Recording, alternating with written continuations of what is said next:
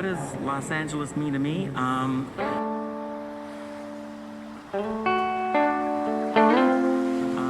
always thought that LA is a place where dreams come true. Los Angeles is like an amazing city. It's not just a tourist destination for me, it's also home. Hi, I'm Sophie Janinet, and you're listening to LA Portraits. Today's guest is Jackson Liguori, whom I wanted to interview for 3 reasons. First, he is a born and raised Angelino, and in such a cosmopolitan city, it's not always easy to find. The second reason is that Jackson is doing his PhD in psychology. Now, who better to explore the mindset of this city than a psychology researcher? The reality of LA is that it's totally nuts, and there are really bad parts, and there are really superficial parts, but it's equally balanced by the creativity and the spontaneity and the expansiveness of it. And then I started to look at the superficiality with a sense of humor, and then it became fun, almost like going to a circus. Like if you took a circus seriously, it'd be pretty terrifying. Like if you were like, what's the meaning of it? Why are people doing this? And you really want to find a meaning, you'd be disappointed. But if you look at it as a show to be enjoyed, then it's fun. That's kind of how I learned how to reintegrate back into LA. It's like, okay, there's a show that's going on and you're in it, but you can also watch it. That's made it easier.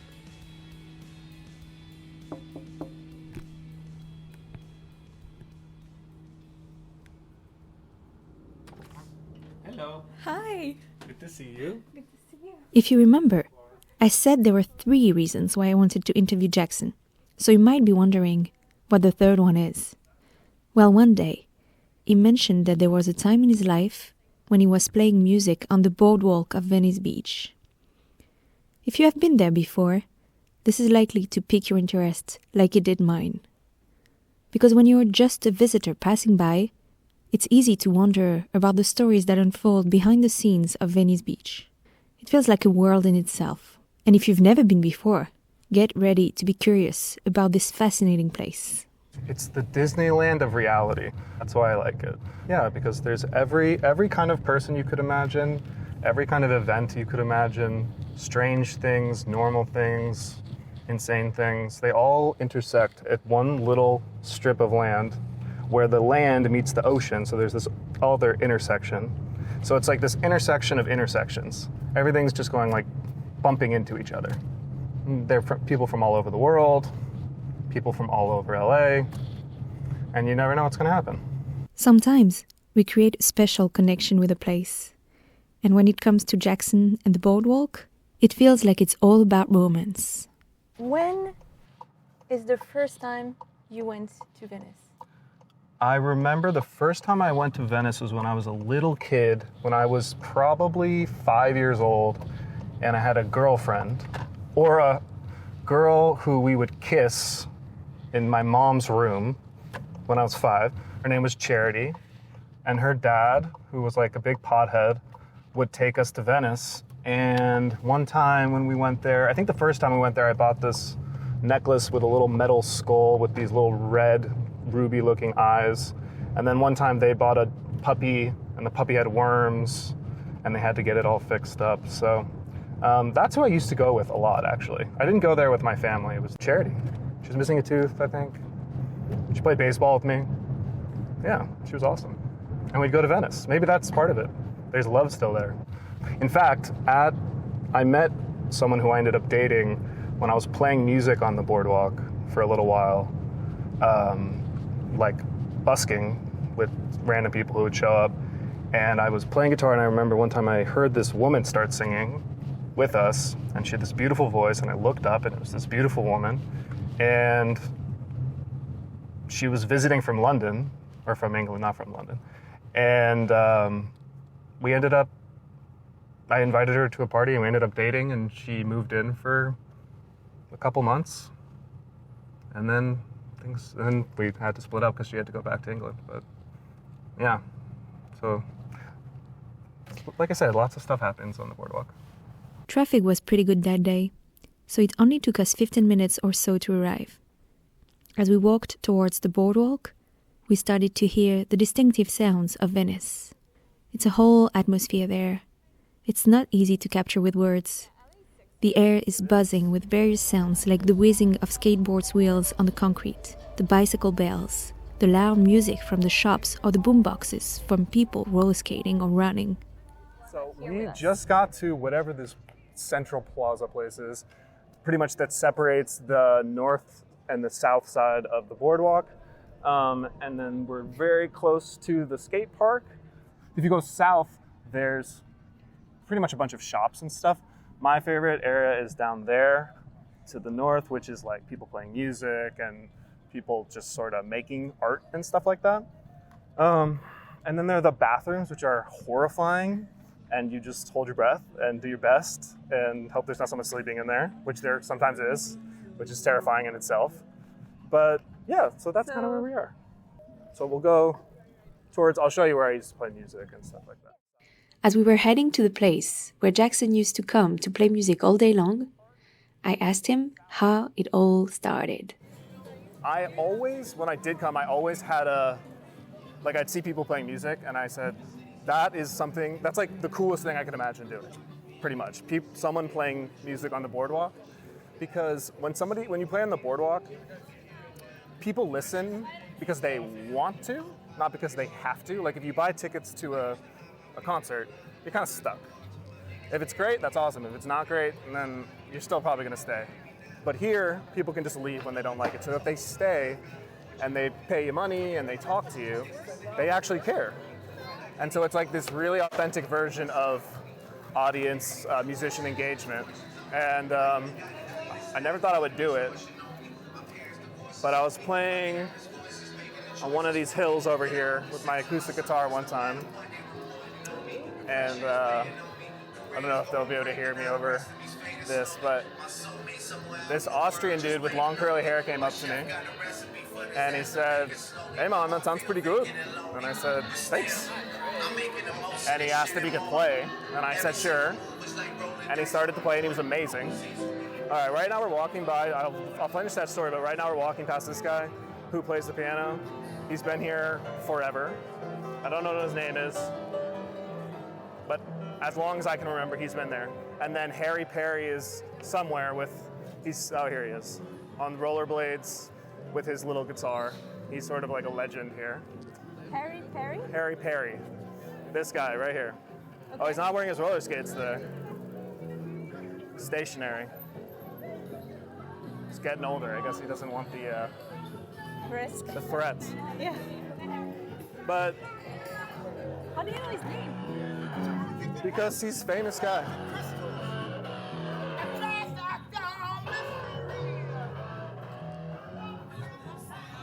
He's just like been here forever too. So I ended up playing music with the Austrian guy. He would ride his bike from West Hollywood 9 miles to my house. We'd come out here, I'd play drums, he'd play guitar, sometimes I'd play a little guitar. And then eventually we had to break up because he started sleeping with one of the women who lived out here, who really didn't like me.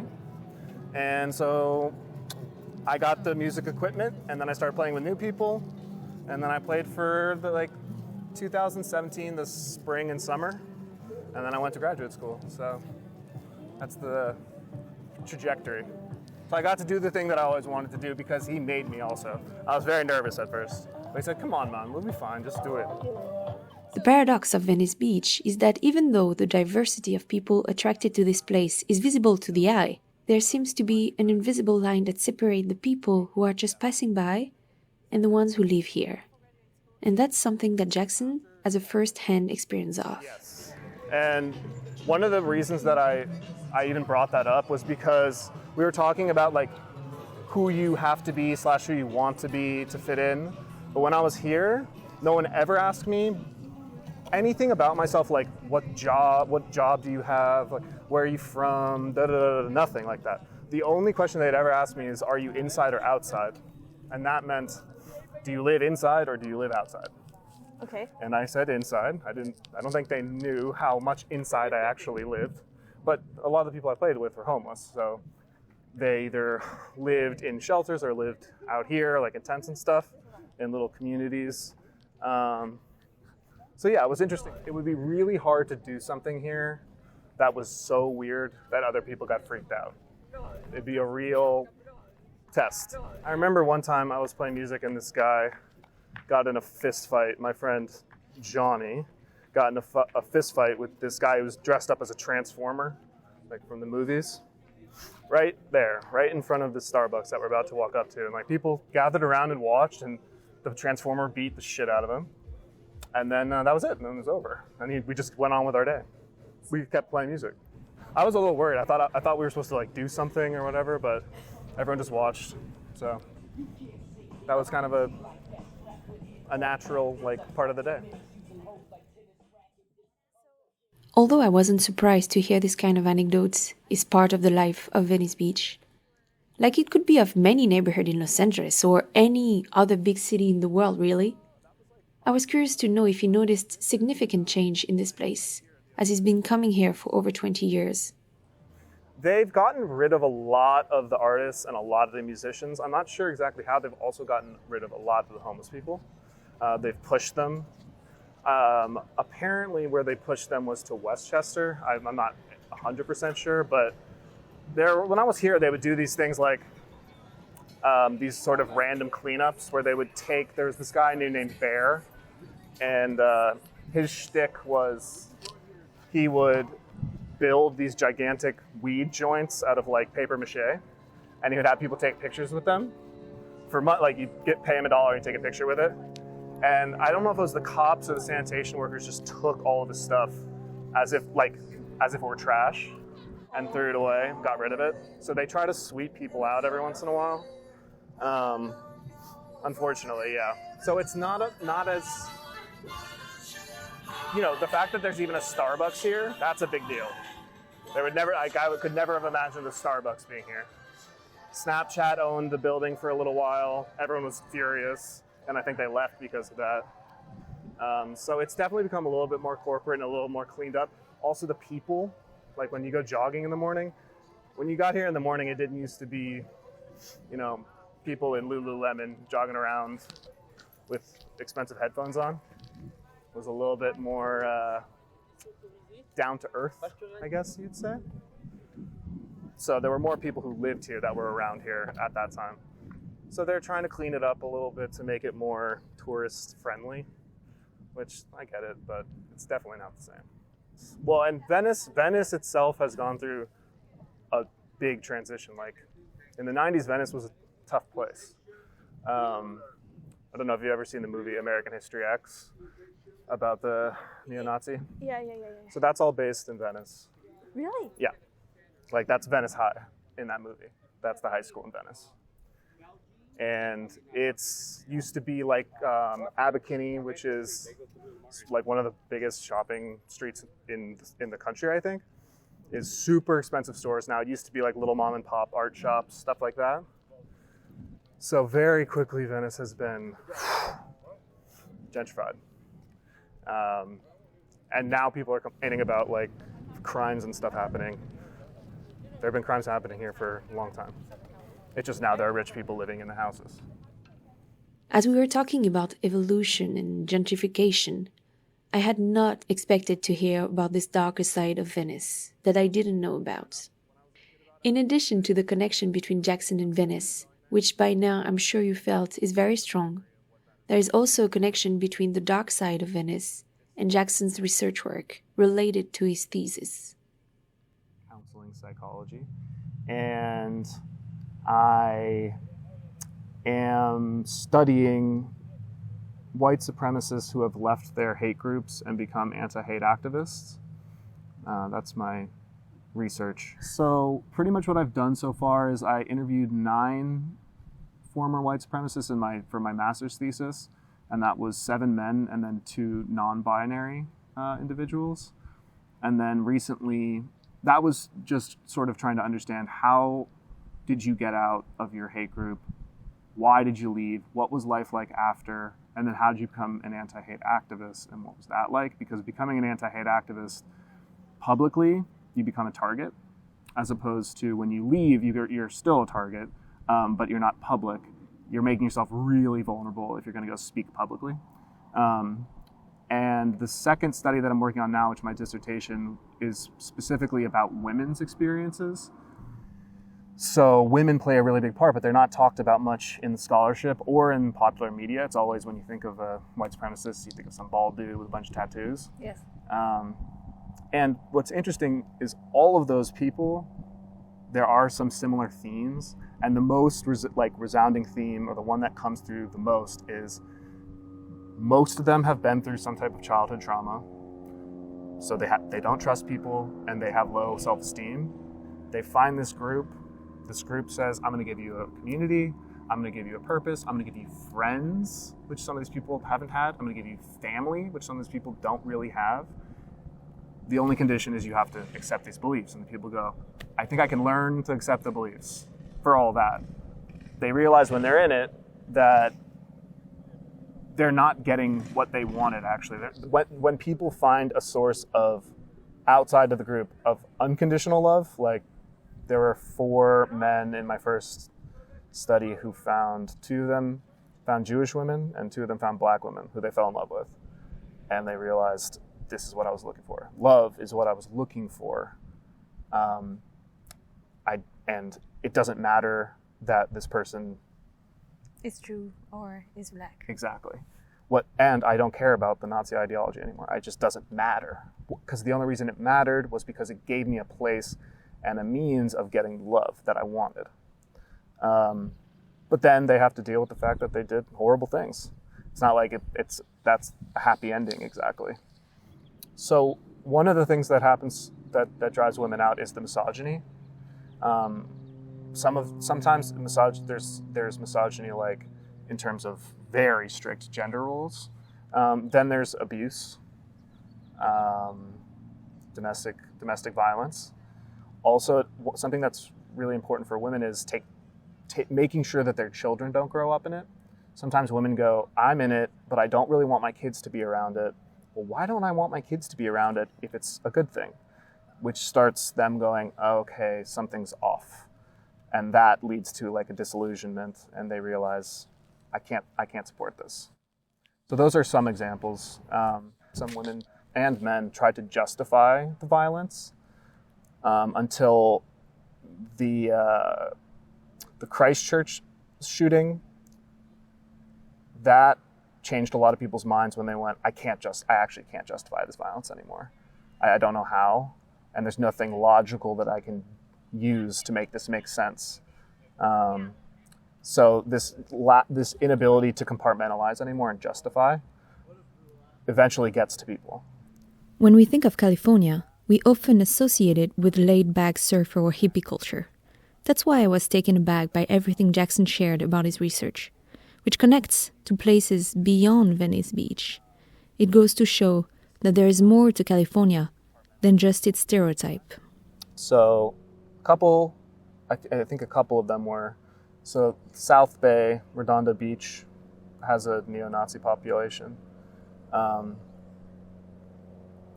That's the one that I really know about.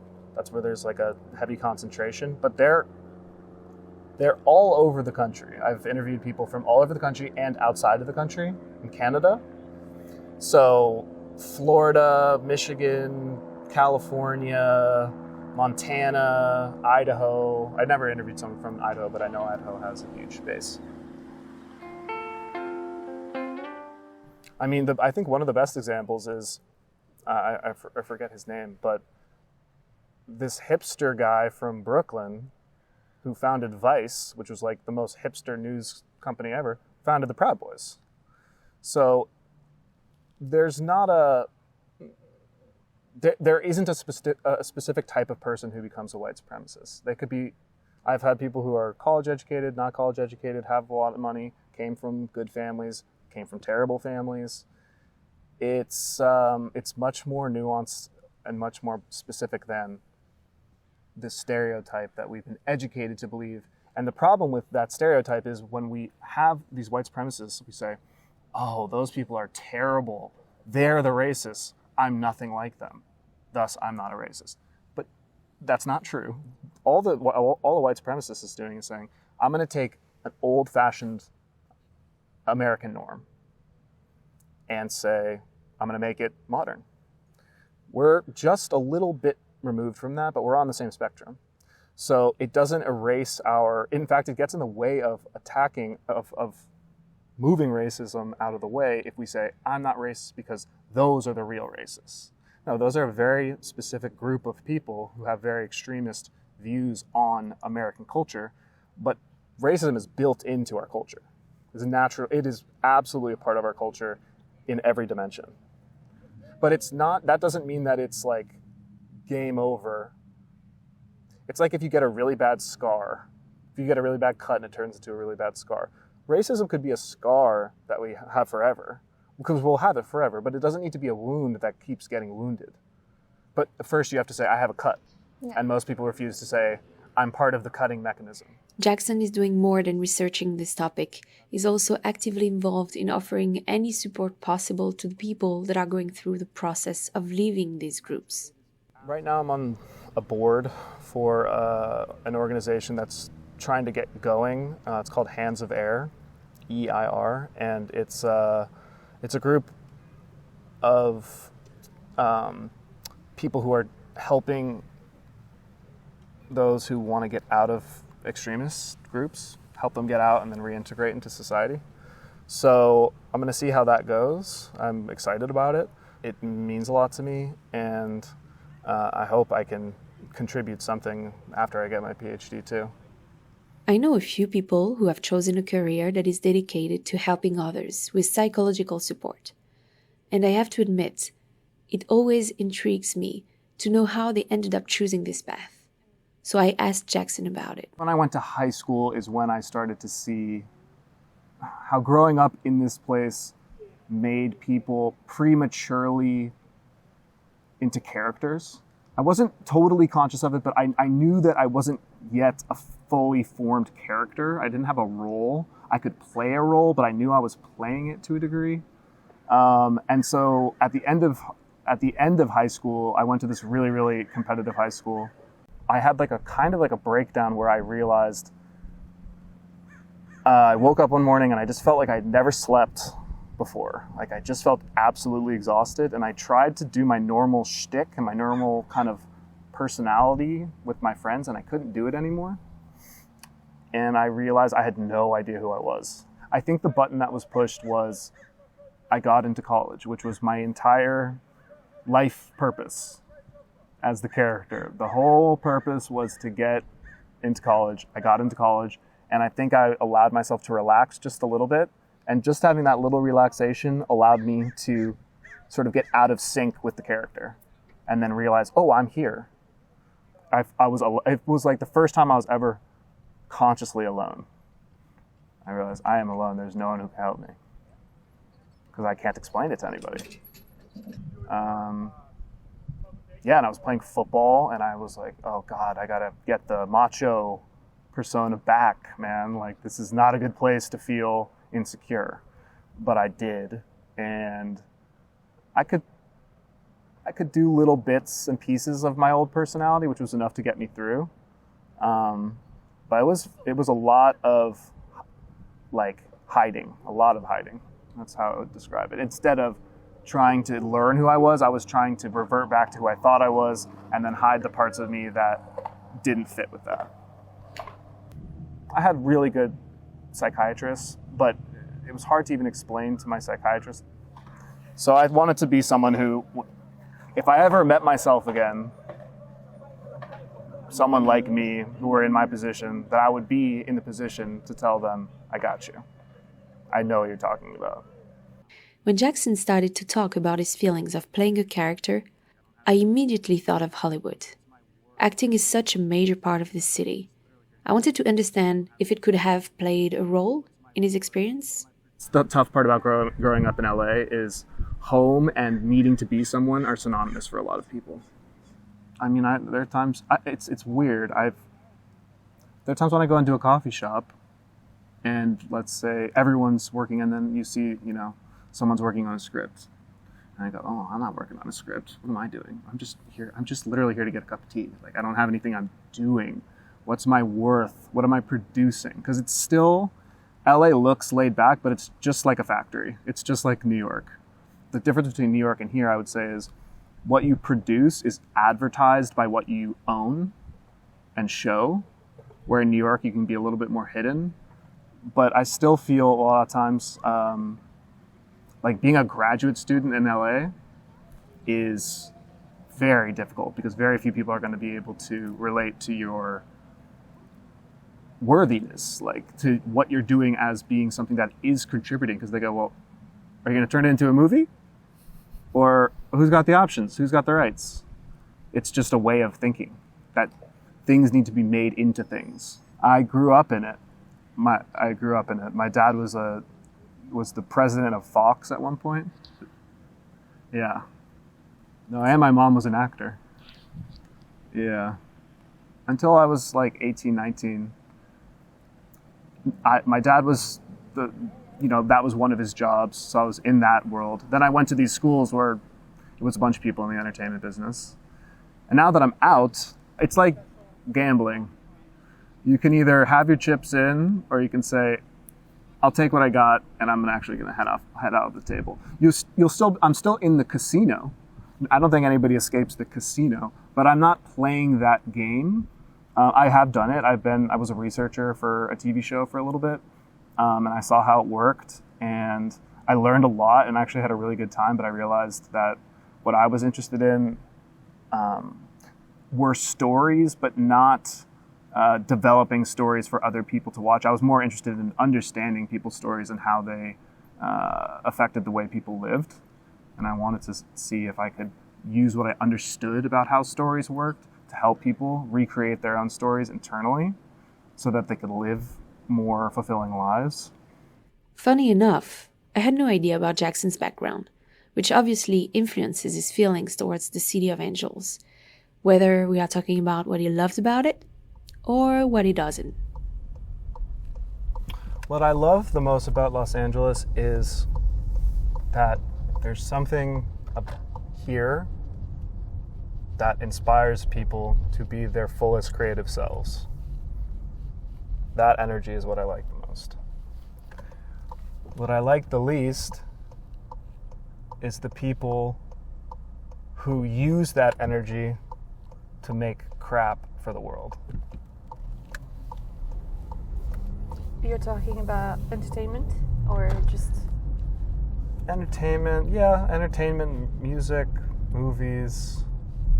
I think that LA's image has been used to make people feel like shit about their lives. And I think that LA has been used as something to inspire people to live.